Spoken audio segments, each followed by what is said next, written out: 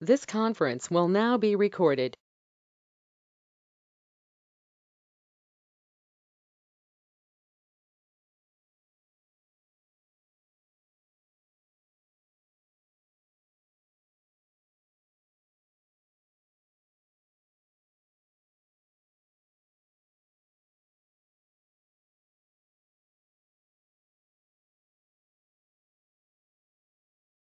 Not audible, sir. Good afternoon. You can hear me now?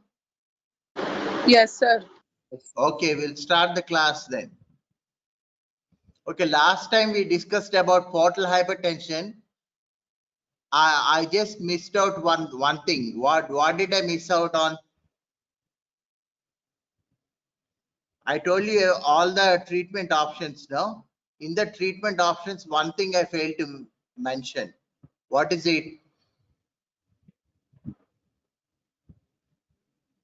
It's called shunt surgeries. Please note down just few more points about that, then we'll move on to different topic. Shunt, SHUNT, shunt surgeries. So I'll just tell you this high pressure area is portal system. So low is systemic. So we connect, you shunt the blood from high pressure area to low pressure area. So that is you anastomose one of the veins, portal veins to, not portal veins, one of the branches of the port connecting portal vein to the systemic. So if you do it directly to the vena cava, like mesocaval shunts, like these shunts, they can be divided into total shunts and partial uh, shunts. Total shunts will shunt all the blood, so that will again no need for you to know very intensely about the shunt surgeries. Just know they're called as total shunts or partial shunts. Then otherwise one more classification is selective shunts, non-selective shunts, and partial selective shunts. So like that, depending upon how much. So total the blood is shunted again. Totally blood. I told you liver is not functioning here, so it will increase the chances because the metabolites, toxic metabolites, they are not removed from the blood. So in case of total shunts, there is chance of encephalopathy being aggravated. So of these shunts, just remember one shunt. I'll just tell you the name. It's called Warren,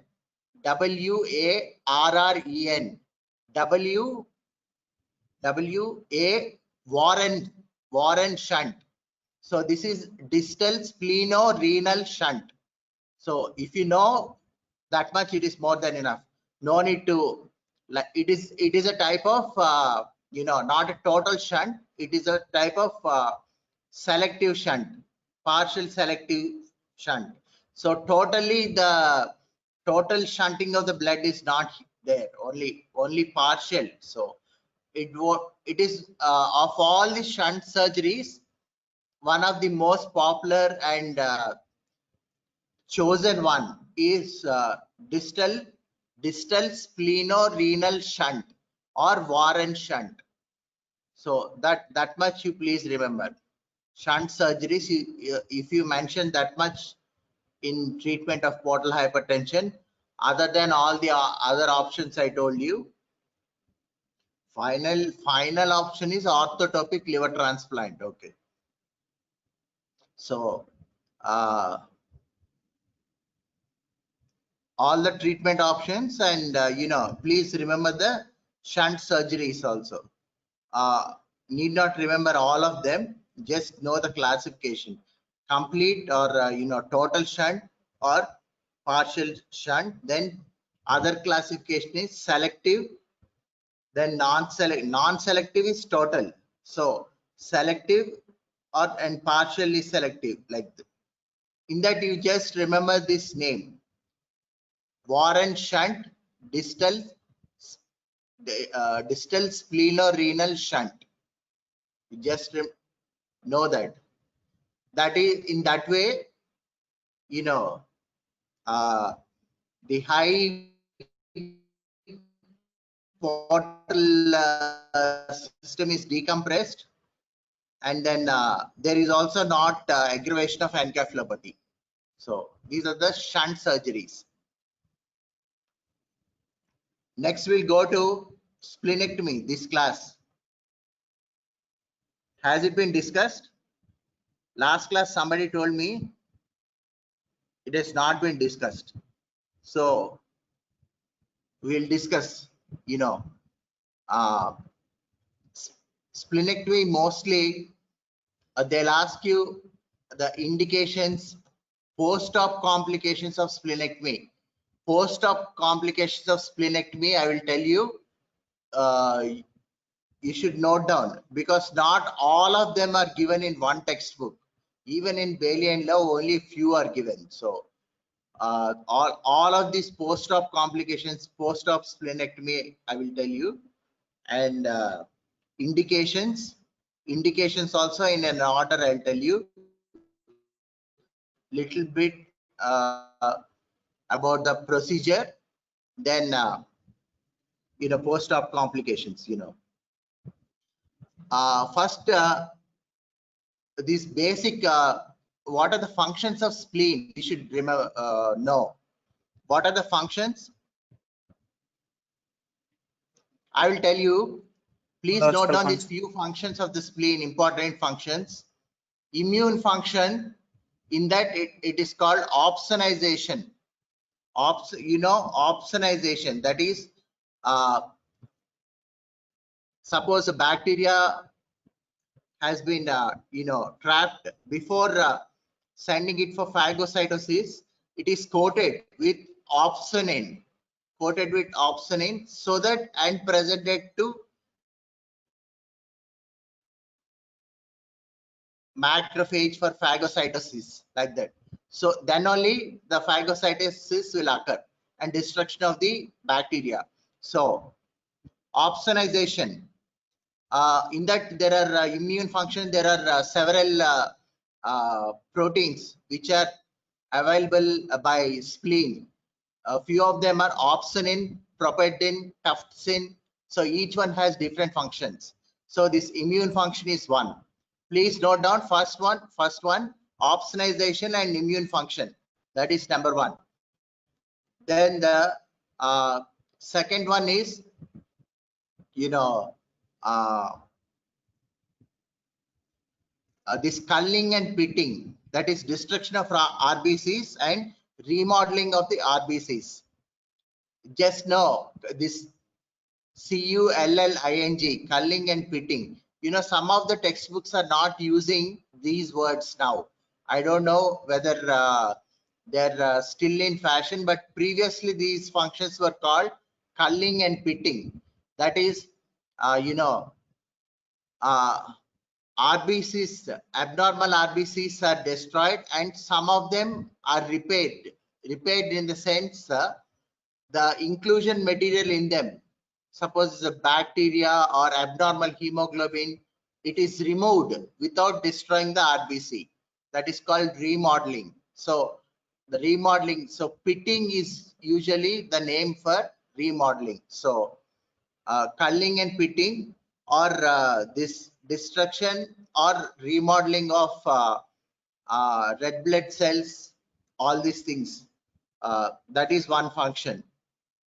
Then they act as spleen acts as a reservoir for platelets. So platelets mostly they're you know, their reservoir means like they're like stored and released at different you know, when necessary. So then that is why there is one you know, transient increase in platelet count post splenectomy. So then one more this thing, mostly in early stages, you know, fetal and hematopoiesis, usually doesn't occur in, in adults and,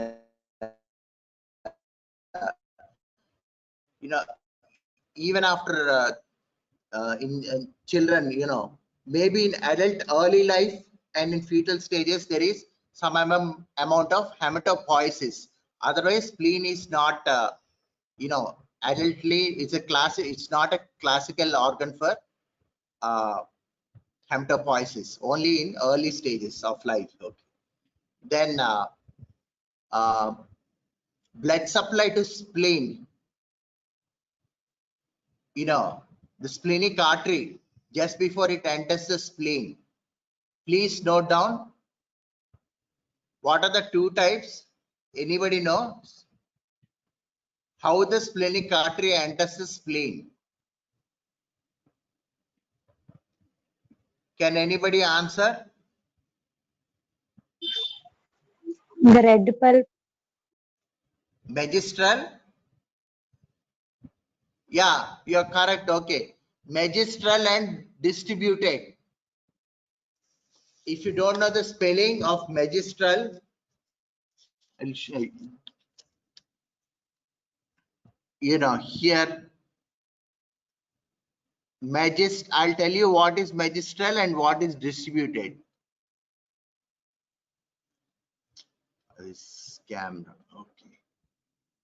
Magistral. Magistral. So what is meant by magistral? Just before the artery it enters into the spleen, or just at the hilum, it divides into polar arteries and enters the spleen. So that is magistral.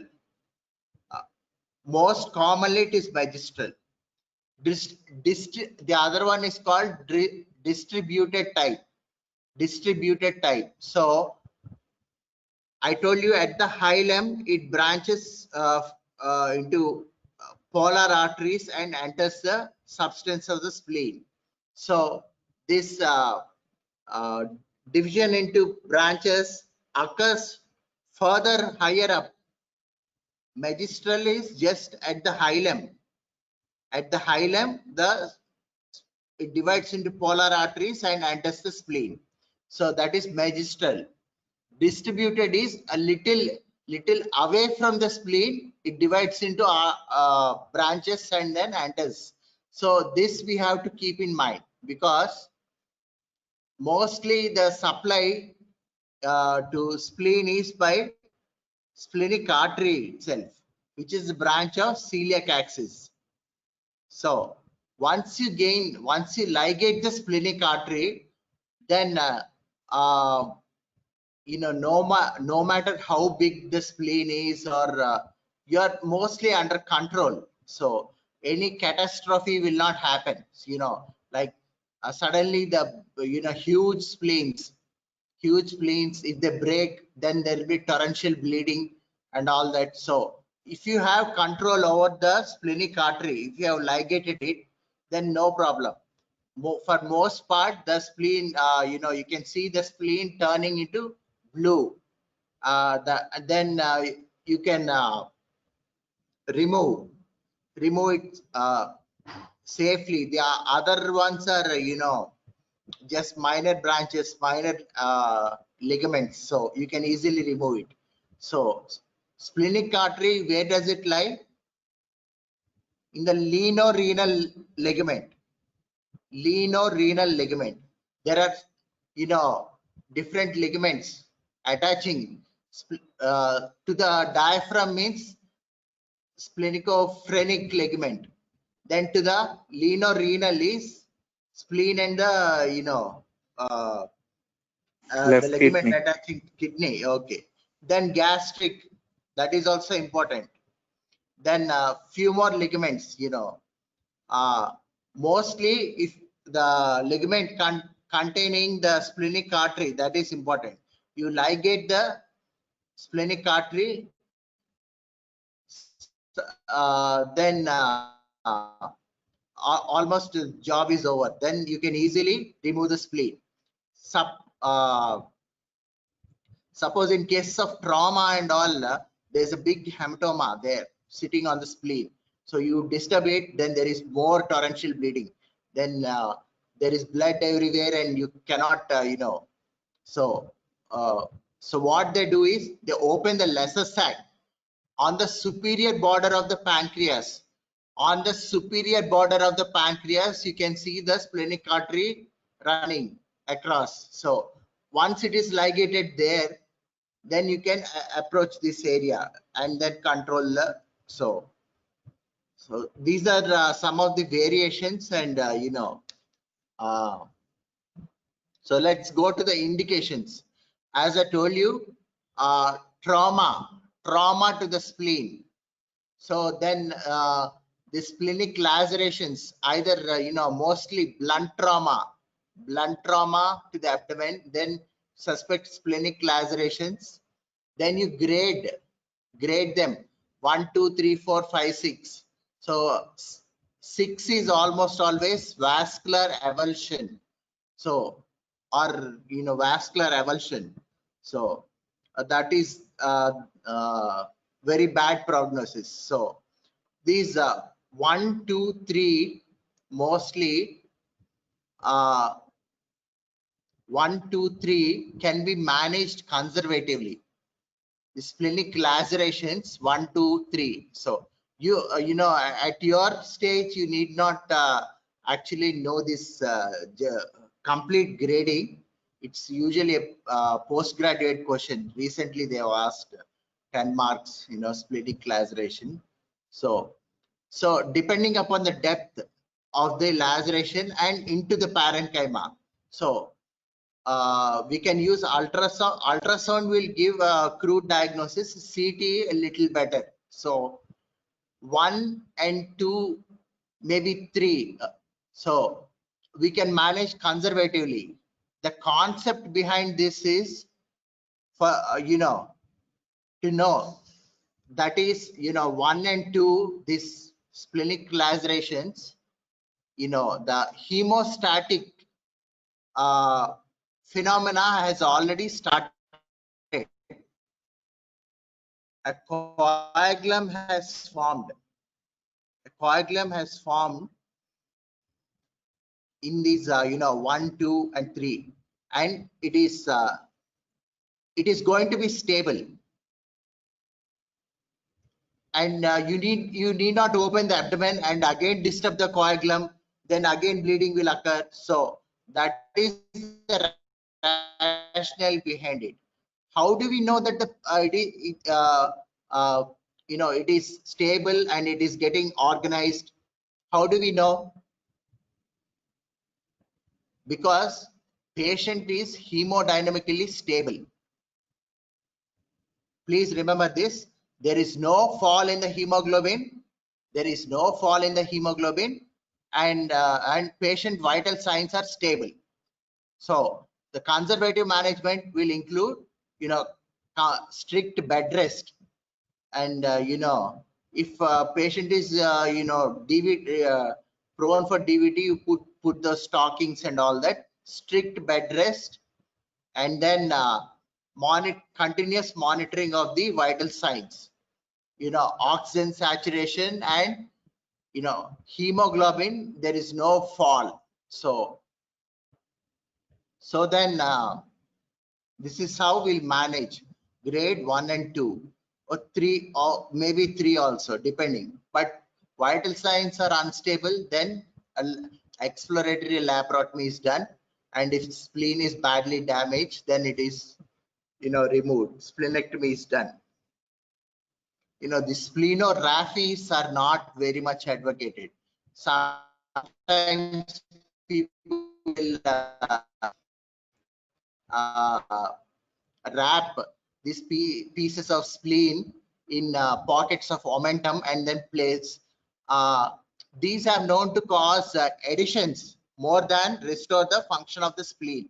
So this is not very, there is not much of evidence backing this type of procedures. So you need not do it.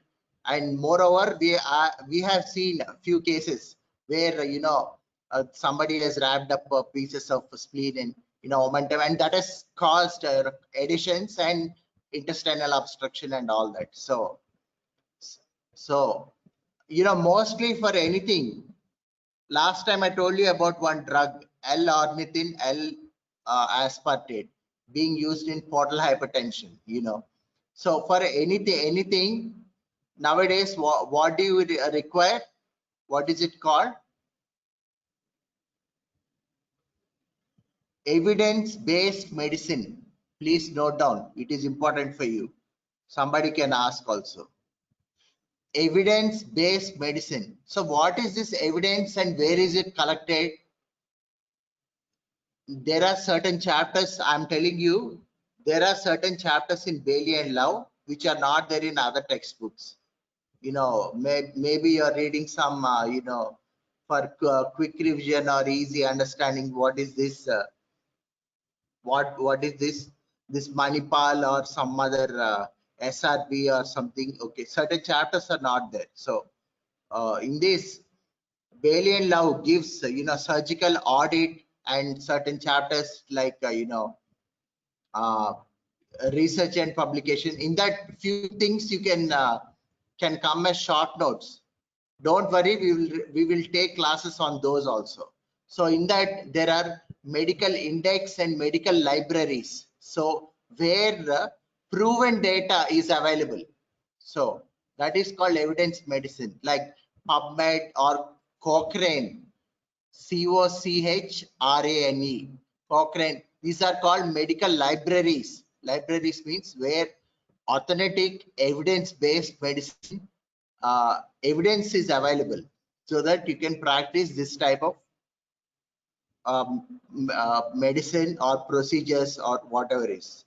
So we will discuss those evidence about those medical libraries later in another class. So coming to the indications, I'll tell you indications. Splenectomy, if they ask splenectomy as essay question, indications, you can classify them like this. First is trauma, traumatized spleen. I told you blunt trauma, and also what is this penetrating trauma. So penetrating trauma, not much this thing. Blunt trauma, how it is managed.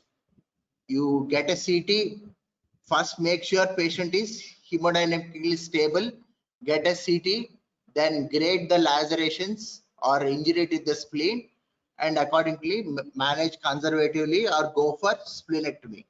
So that is trauma. Then hematological. Second is hematological indications. Hematological indications for splenectomy.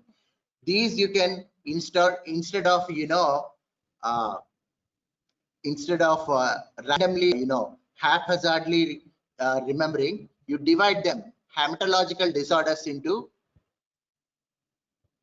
Hello, can you hear me? Can you Yes, hear sir. me, Pawan? Yes, sir. Yeah, okay, I'll continue the class. Okay. Hematological disorders you can divide into RBC, WBC, and platelet. So briefly, I'll tell you RBC again, hereditary spherocytosis, G6PD deficiency, then what is this thalassemias, and all the others. So mostly the classical shape of RBC is biconcave. So when it passes through the splenic circulation, if this shape is biconcave, it will pass through the circulation without getting destroyed. So if the shape is altered by hemoglobinopathies or some other disorders, so some other shape it has taken, then it is prone for destruction. Then spleen will start to destroy all these RBCs. So all these RBCs related. So when it is destroying, then the other condition where you get what is this splenic autoinfarcts, hereditary spherocytosis. So spherocyte shape it has assumed, then it is all prone for destruction. So all these RBC related disorders you can make one. Then WBC is what disorders where destruction of these white blood cells occur more, like CML and leukemia. So CML and hairy cell leukemia. Okay. Then platelet disorders, ITP and TTP. What is this?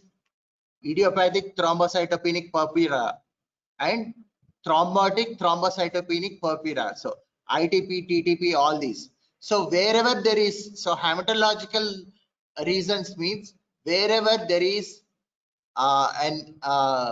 destruction of the particular cells, like I told you, reasons for RBC destruction. Likewise CML and hairy leukemia in case of white cell. So in case of platelets, ITP and TTP. So these are hematological indications for splenectomy. So more of these cells are being destroyed. Okay. To control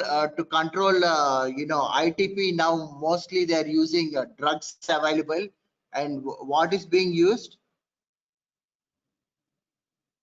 mostly it can be managed medically. Okay, if there is destruction, ongoing destruction of the platelets, then we have to go for splenectomy. Likewise for WBC and RBC destruction. So trauma is one indication. Then hematological, I told you, divide them into RBC, WBC and platelet. So then next, I already told you last time, in cases of certain cases of portal hypertension with pancytopenia, hypersplenism, then that pancytopenia, all the three components are reduced, then that spleen should be removed.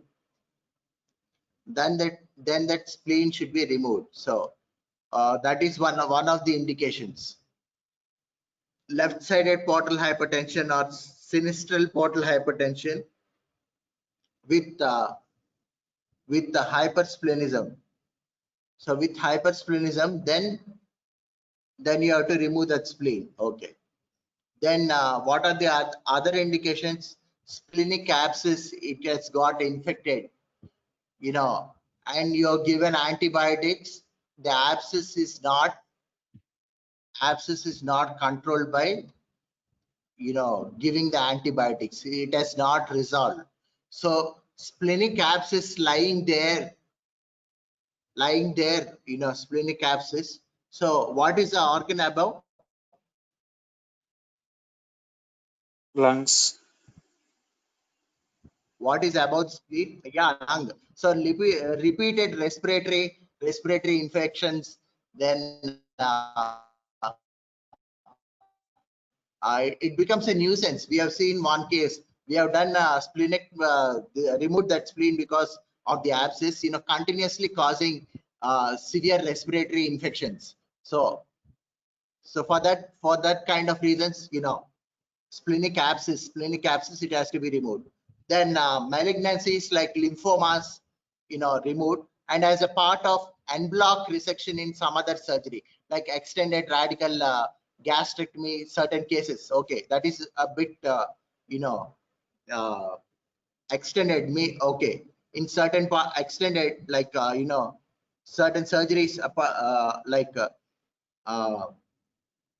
R3 resection in gastrectomy, spleen is removed. So as part of extended surgeries for surgical treatment of certain malignancies, GI malignancies, also spleen is removed. But as much as possible, we try to conserve it for the immune this thing. It is not like it's okay to remove it there should be a strong indication. So in cases of lymphomas and as a part of extended resection in certain other GI malignancies. So those are all the indications. Now, briefly, I'll tell you a few points about splenectomy, how the procedure. Elective splenectomy. Suppose you are planning it now, then you vaccinate the patient. Pneumococcal vaccine and influenza vaccine, H influenza, pneumococcal, all these, vaccines should be given. Otherwise, post-op will have so much infections. This is, we'll come to the complications. So electively against meningococcal and meningococcal and H influenza, all these capsulated back against capsulated bacteria. So vaccines are given 3 weeks prior. Vaccines are given for Neisseria, H influenza, pneumococcal, all these, pneumococcal vaccine, so these vaccines are given. So patient must be vaccinated minimum 3 weeks prior to splenectomy. So then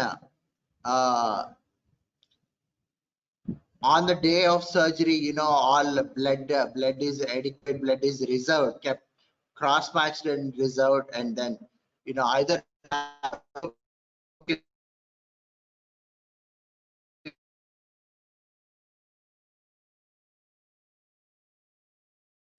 laparoscopically and or open surgery when advent. What spleneculi? Look for spleneculi and remove them if they are there. So this just there are according to the percentage where the spleneculi will be present.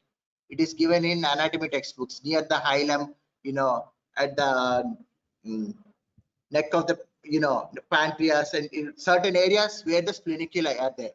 So look for them and remove the spleneculi. If you do not remove the spleneculi, then what will happen after splenectomy? Recurrence After of splenectomy, the spleneculi will take over the function of the spleen. So then there is and they'll hypertrophy and they'll take over the function of the spleen, and they'll continue to do whatever the spleen is doing. So your reason for your indication for splenectomy, it will fail, because the spleneculi which has been left behind is going to take over the function of the spleen. So look for spleneculi and remove them. Okay. Then I told you the splenic artery lying in the lienorenal ligament is tackled first, ligated. So what is recommended here is splenic artery and splenic vein should be ligated differently, separate, not as continuous. But certain emergency times, fear of bleeding is going to occur, or so they ligate together. So there is chance of some fistula formation, or both, since both have been ligated together. So AV fistula or something. So there is chance like that, but I have not seen any case so far. So ideally, separately, splenic artery and splenic vein should be ligated. But in case of some torrential bleeding is there, we have to save the life, then you secure the splenic artery first, then that will stop the bleeding. Okay. Then it lies in the lienorenal ligament. Then the once the splenic artery has been ligated, then you can the other ligaments, gastrosplenic ligament, all these things you can ligate easily, or use a harmonic scalpel, it is there, it will cut and coagulate. So remove all the ligaments, then short gastric arteries will be there, this supplying the stomach. So all of this, then you can remove the spleen as a whole, remove it, and placing the drain depends. Certain protocols advise placing a drain, certain protocols enhanced recovery ERAS protocols, certain and enhanced recovery after surgery, certain protocols will not recommend. So but previously and mostly what the dictum is, when in doubt drain. When in doubt drain means always when you have a doubt, leave a drain.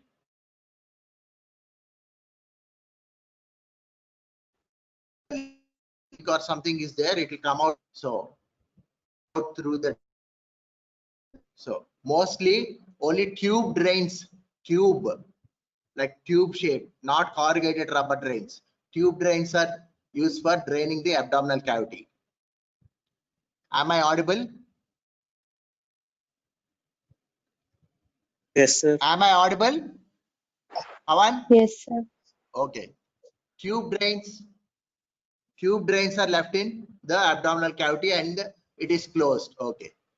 Then the antibiotics, okay, prophylactic antibiotics and what these things are given. So now let's go to spleen.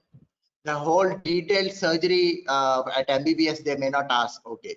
So but post-op complications, many times it has been asked as essay, 4 marks question, or like OPSI, one of the important complication itself has been asked as 4 marks question. So these post-op complications are very important.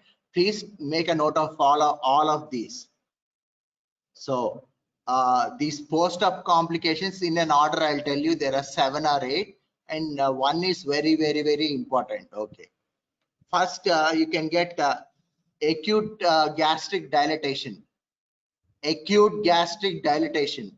But if there is Ryle's tube in place, then this stomach won't get dilated.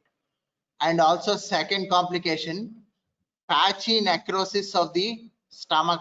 Certain areas of the stomach will get necrosed because the short gastric arteries, you are cutting the blood short gastric arteries, which are branches of splenic artery. So all these short gastric arteries are ligated, but this also we have not seen that many cases. So since the short gastric arteries are ligated, patchy necrosis, that is patches of necrosis can occur in the stomach, leading to hematemesis.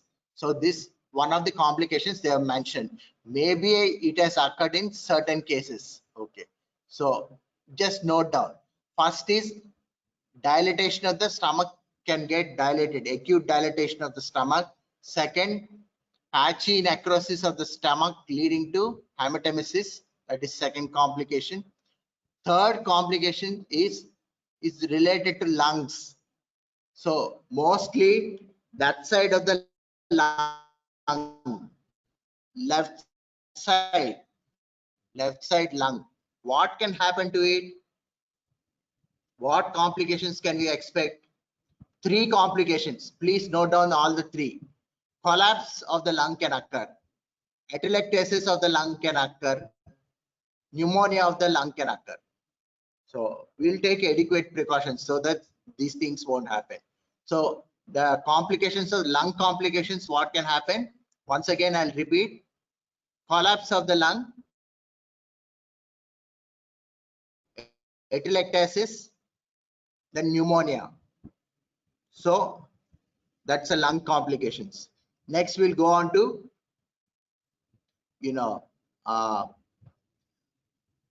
close to the hilum, of the spleen, there is pancreatic tail. 70% of the times it is almost onto the hilum attached. So the tail of pancreas can get damaged. So how close it is? 70%. It is almost, close to the hilum.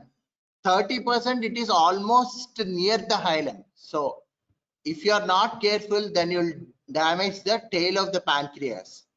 Tail of the pancreas will get damaged. So when this tail of the pancreas, when it gets damaged, 3 complications can occur. 3 complications of pancreas can occur. Please note down. We have to keep these complications in mind so that these complications do not arise, and when they arise, we'll know how to treat them. So please keep this in mind. So what are 3 complications? Injury to the tail of pancreas. Injury to the tail of pancreas can cause pancreatitis can occur. Any injury or any insult to the gland of the pancreas, it can cause pancreatitis. So pancreatitis can occur. Pancreatic fistula can occur. Then pancreatic abscess can occur. Am I clear? So these 3 complications related to lung, I told you. Then 3 complications related to pancreas. Pancreas, which part? Tail, because it is closely associated with the hilum or the spleens. So 3 complications once again: pancreatitis, pancreatic fistula, pancreatic abscess. So these 3 complications. Then another complication not related to pancreas, another, post splenectomy, there is a transient rise in the platelets. So this can lead to some thrombotic disorders. So if you are suspecting or if you want, you can give prophylactic low dose heparin to prevent any thrombotic episodes. So any thrombotic episodes, not exactly like a stroke or anything, okay, but thrombotic episode, some infarction to one of the GI organs or any. So to prevent any thrombotic episodes, you can give low molecular weight heparin, you can give, because there is transient increase in the levels of platelets post splenectomy. So what are all the complications I told you? How many? First is gastric dilatation. Then second is patchy necrosis of the stomach. Then third is related to lung. 3 complications I told you.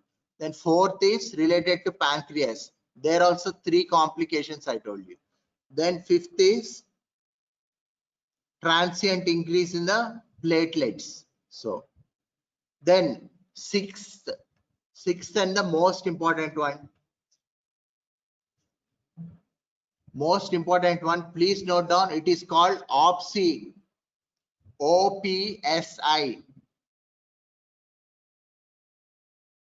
OPSI. So this Savistran textbook of surgery, certain textbooks of surgery, they call it overwhelming, like like you're overwhelmed. When are you overwhelmed? Like you got you did not expect a distinction, but you got distinction, so you're overwhelmed. So, or you won some lottery or something, or something very nice has happened, so you're overwhelmed. Okay, sadness also can be overwhelming. So okay, here please remember this. Let's come back to the subject. So overwhelming, that means more than what you expected. Overwhelming post splenectomy infections, especially this pneumococci, influenza, all these. So you can get pneumonia, you can get, then meningitis, you can get meningococci. So meningitis you can get, then Neisseria infections you can get, then So all this capsulated bacteria. So if you have not taken adequate precautions, if you are not taken, then suppose I told you 3 weeks prior to elective splenectomy, you vaccinate the patient, or this emergency splenectomy you have done. So continue the antibiotic prophylaxis, then vaccinate the patient against pneumococci and meningococci. So pneumococcal vaccine and meningococcal and influenza vaccine, all these vaccines, you please give them to the patient. So actually for children under 2 years of age or something, we don't do splenectomy, but if it is indicated, then splenectomy has been done, then they lose their immune function. So daily prophylaxis, daily penicillin prophylaxis is given. Suppose the child is just 2 years, then there are different regimes. So up till 5 years, penicillin, daily prophylaxis of penicillin is needed. So different protocols are there. So overwhelming post splenectomy infections. Hello. Hey, stop talking and listen to the class. Stop talking. Who is this? I can hear you. Mute yourself. Don't disturb the class. Listen up. Mute yourself. Yeah. Who is this?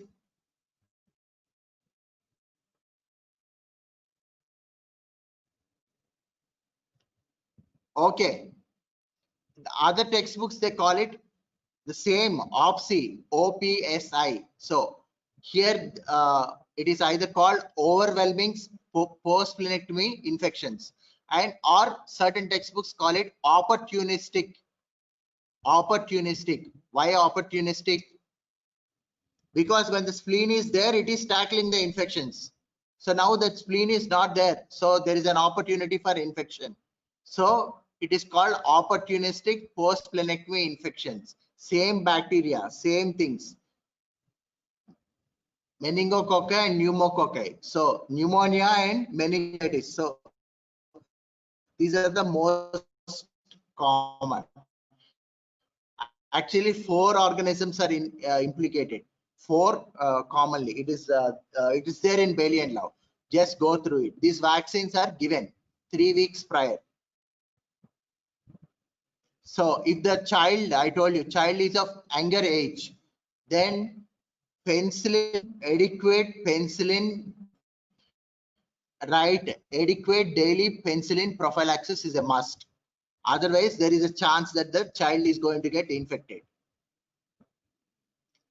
So I think this will be all. Class rep Pawan. Sir. Pawan, yeah. Find out from the others. Most of the assistant professors and who are taking classes for you, they're telling they're completing almost all the topics. So you need if you guys need anything is remaining, anything is left out, or you need any classes on any particular topic, you please prepare a list, so that usually what happens, by October we finish, and around November you will have in between we used to have student seminars done by the students. Now that the seminars are not there, we are having more classes, and they've finished. Seminars done by the exam going students, like large bowel obstruction, thyroid cancer, breast carcinoma, you know, that's every week we used to have one UG seminar. Now I don't know if the classes are going to reopen, then well and good. We can have the seminar so that we can discuss, you know, what are the important questions for the exam, hernias and all these things.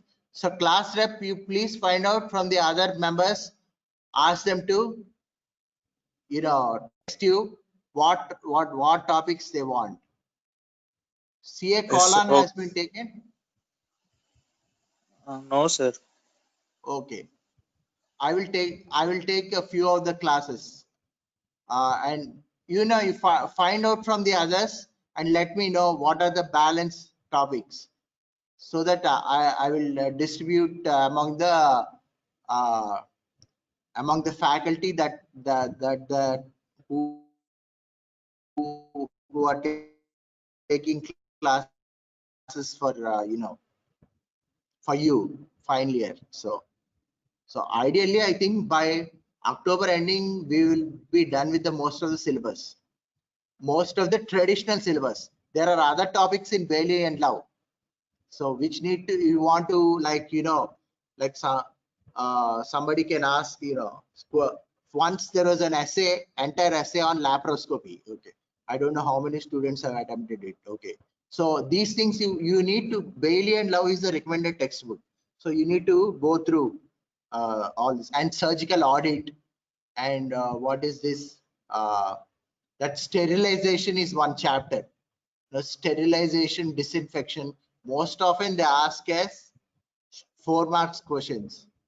Now, if it is asked as essay question, then you should be, basic thing is, while revising, you know the main headings first, then subheadings, then you will be able to write. If you are blindly going on reading without you know, reflecting back, or how I should tackle this, you know, for most of the diseases, there will be what?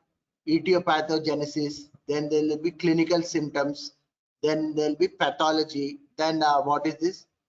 Then classification of this thing, then treatment protocols, treatment either surgical, non medical and surgical, like that. So you have to think, and then even if the question is at times, you know,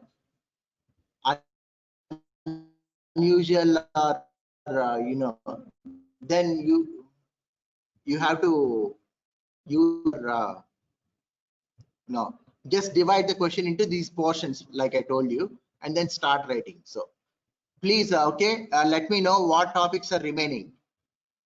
Yes, sir. Students, yeah, Pawan, you collect from the others and give me a list of the topics, so that we'll, I know, even if certain people have told you, I will take a few more topics which you know, which it does not matter.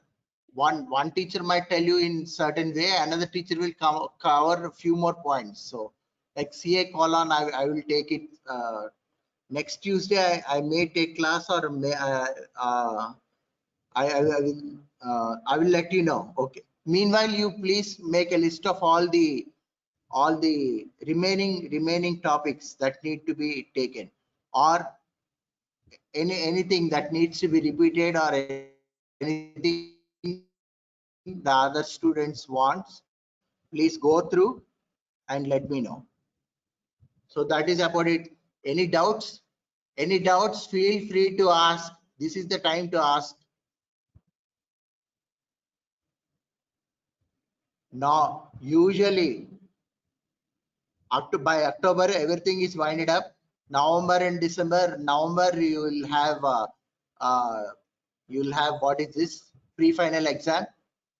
I mean, I hardly met any of you, like you know, we never had in-person classes. I don't know if this and January there will be exams, and February there will be practical exams. That was the ideal, I mean, routine thing which was going on for all these years. I don't know if they are going to push now this academic year. So if that is done, we have no option but to revise. or concentrate on the important topics, or what is important for you for the examination wise, and also to know, subject to know. Okay. Pawan, please make a list. Thanks. That's all. Thank you. Thank you, students. Thank you, sir. Thank you.